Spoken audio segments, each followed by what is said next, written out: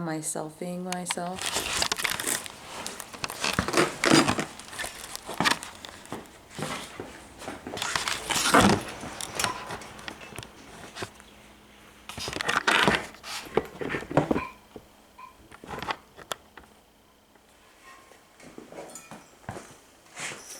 Hey, look at that.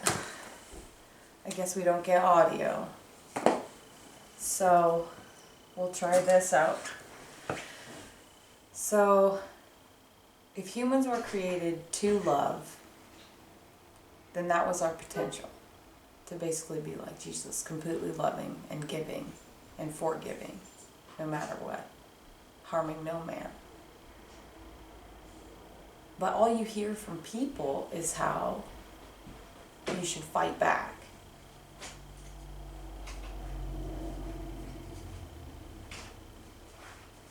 So the only thing that you fight for is love, not yourself. So, what is love? The definition has changed. It's not the same as it was in the Bible now. It's feelings. So, if we were created by God, if we're going to believe that, and we were created for the purpose of loving, and I would say that it's safe to say we were created to be like Jesus. So we have to choose, though. We're born to choose. So we don't know. So when we go through adolescence, you kind of have, I've talked to a lot of people about this. They go through adolescence and they just feel like they need to have a purpose, or they want to know what their purpose is. They're very confused. And that's normal. So we're going to go through the life stages books. We're going to explain this stuff. But when you go through that phase, you're starting to physically develop to the next stage, and now it's up to you to emotionally and mentally develop. That's the initiation, is puberty. And we have to be taught how to love, because we're idiots. We're programmed to love, but somebody has to show us what love is. So, I mean, you may be out there and you may think you know how to love or what it means to love, but I tell you what, I was pushed to the brink of suicide to know what love is.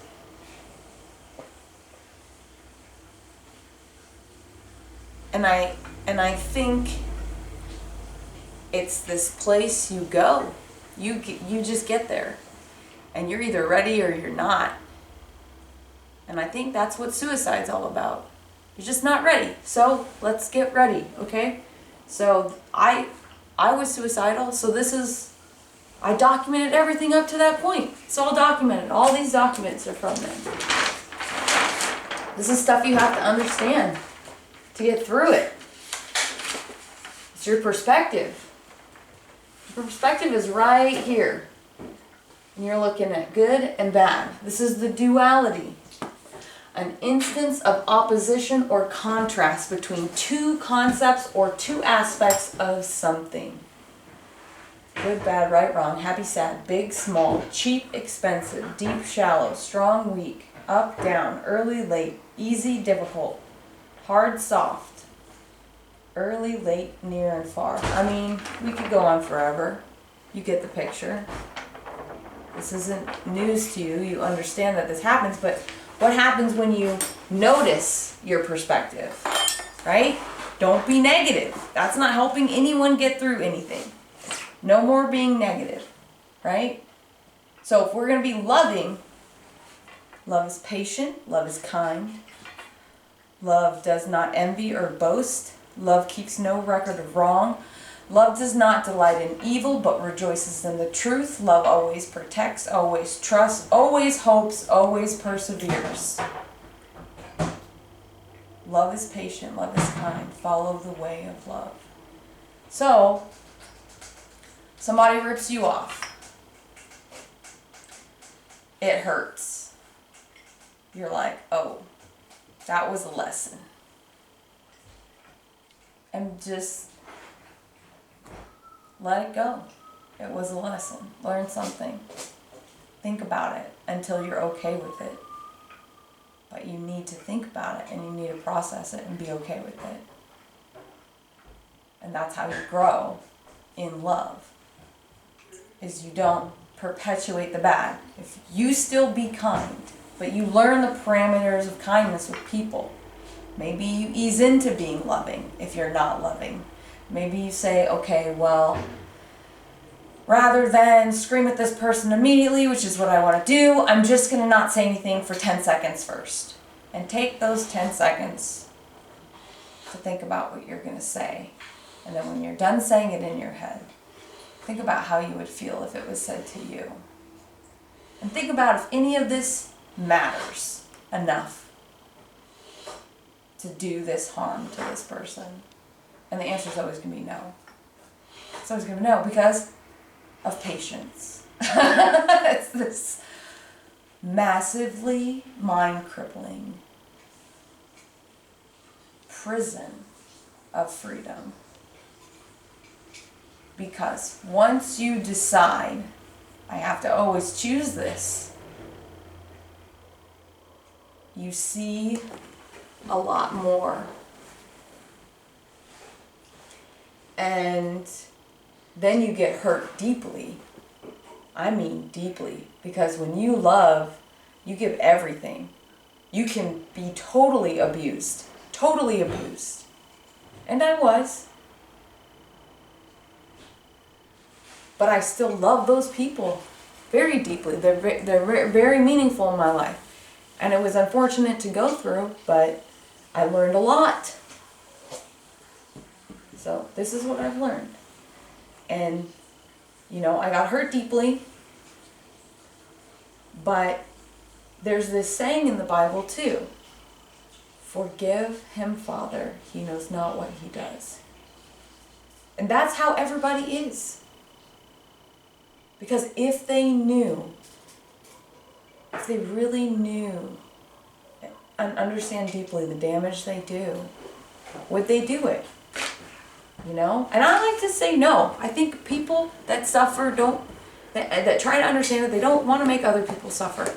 They're just like, you know, you can knock me down over and over again. That's fine. I know how to get up. And it doesn't matter how many times you knock me down, I'm going to get up. And I will not hurt you back. Because that's not what I want my life to be. And your reality is not going to be something you pull me into. You have to become a monster. You know, Jordan Peterson is right. You have to become a monster. Terrifying to people. But so kind, right? Because you'll refuse to be hurt, but you won't take up your hand to do it. And it's brave and it's stupid and it's a lot of things all at the same time, but figuring out the ratio, it's something. I tell you what, trying to figure that ratio out. And I say things to people and they kind of freak out a little bit when I say it.